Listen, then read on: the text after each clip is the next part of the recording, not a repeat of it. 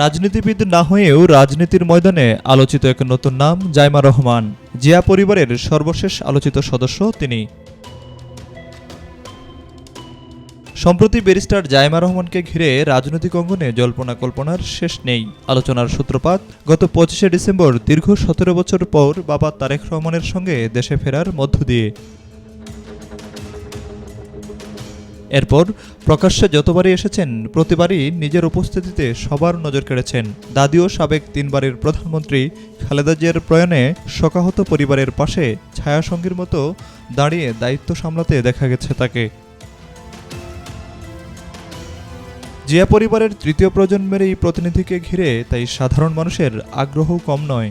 দেশের রাজনৈতিক পট পরিবর্তনের পর বাবার ঘনিষ্ঠ সঙ্গী হিসেবে জাইমাকে দেখা যাওয়ায় রাজনীতিতে তার সক্রিয় হওয়ার গুঞ্জন আরও জোরালো হয়। প্রশ্ন উঠেছে, খালেদা জিয়ার প্রতিচ্ছবি হয়ে রাজনীতিতে আসছেন জাইমা রহমান।